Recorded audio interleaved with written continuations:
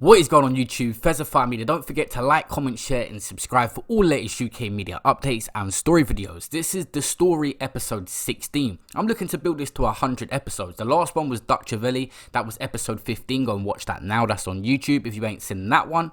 I'll leave a link at the end of this video so you can watch that as well. Who do you guys want to see next? We've got low skiing plans. We've got other rappers. We've got Stormzy. There's various people I want to do. So comment below who you want to see next. There's going to be new videos every day this week, Monday to Friday at 7:30, so stay tuned on the channel and make sure you push that notifications bell that updates you and sends you a notification every time I upload. As always, we start with the intro and facts. DigDat's real name is Darren Diggs. He was born on November 1999. He's aged just 20.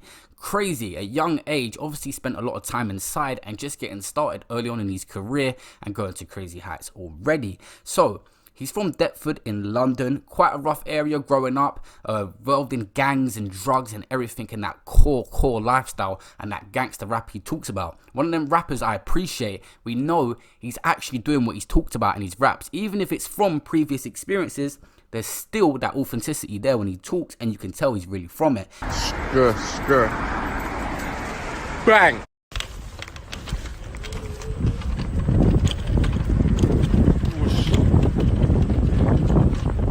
He's only been active since 2018, being picked up by Bouncer, who's a huge influence on the UK scene and spotting a lot of talent. I can appreciate that.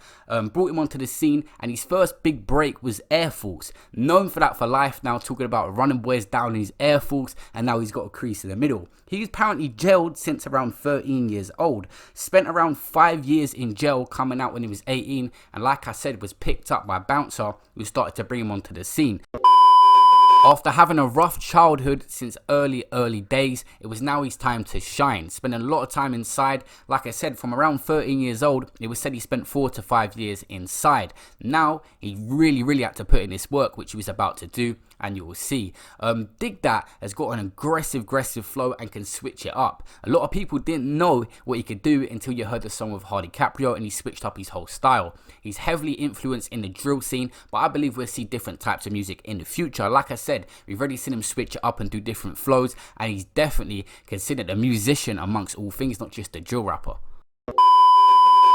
As far as DigDat's rise on the music scene, his first and only track on Link Up TV was his first proper track out there, called Sales and Joints. It got 1 million views. Then he would start to put out a lot of work. In 2018, big year for him, he put out a Mad About Bars in June 2018, which got 2 million views. He followed that out with a track called Tactics, which got 2 million views as well. And then he dropped this song that will make him go crazy, Air Force, which is on 26 million views. An iconic track. Like I said in the intro, he spent a lot of time in jail. On there, he said, what you know about sitting in jail and you feel like the pillow is giving you spots. A lot of people could relate to that track, and his real true self come through, and it went crazy.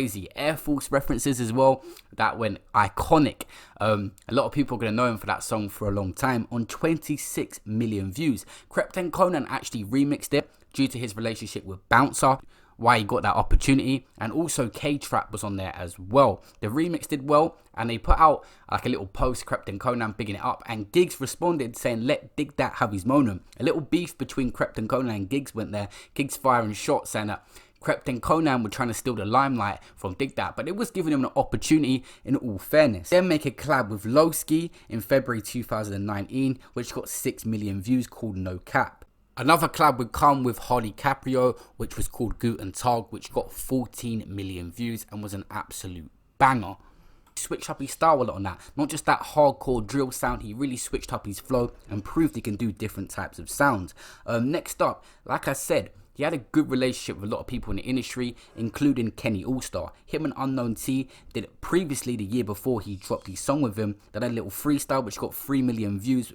And then a year later, he'll drop a track with Kenny Allstar called Friday in July 2019, which got 4 million views. And that was spark off their relationship.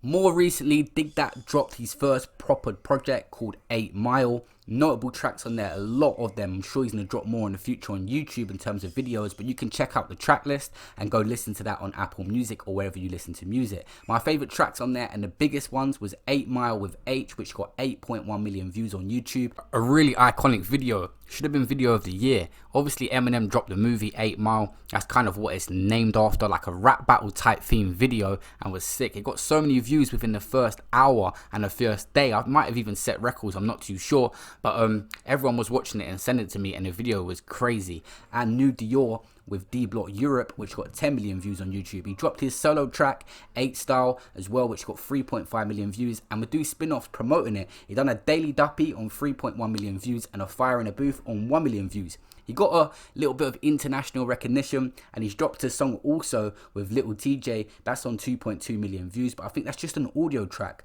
More recently he's dropped a song also called So Much Trapping, and I'm sure there's a lot more music coming from him in the future, and he is just early in the scene and already going to crazy success levels.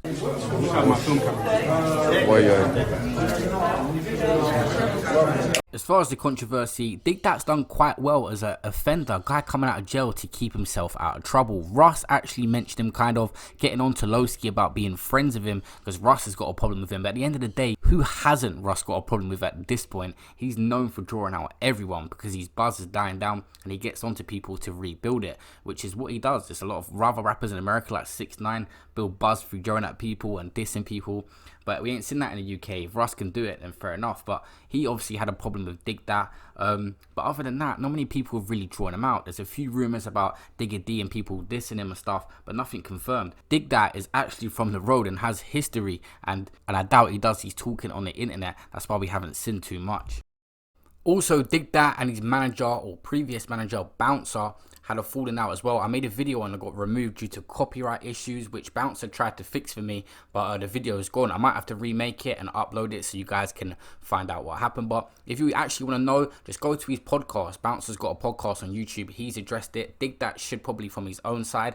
A lot of stuff got thrown out there really quickly on what was said and what happened, all this nonsense, but people move on. DigDat chose to go a separate way, and Bouncer's still doing his thing. But them two fell out over issues, and you know, there was more friends than anything, and mixing business with pleasure is never a good idea, and it just didn't work out.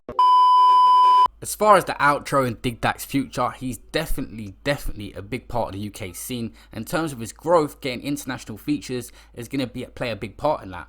Little TJ was the first one, but other people recognize him. He was also on another American show, which a lot of the rappers are on, and DigDat has just got to keep going and stay off the roads. A lot of the times these rappers talk about they're still in their hood, and DigDat's one of them guys on Snapchat and stuff, and he could be in very open spots, but he's got to realize how many people know him and how big he is. As long as he controls that fame and handles it well, he should 5 years from now be huge and make a part 2 on this about all his growth and what he's doing now. Subscribe to the channel and comment below who you want to see in the story next. Episode 17 is coming the end of this week on Friday. These uploads will be Monday and Friday in terms of the story, and the rest are just daily videos Monday to Friday and weekends off. Peace out.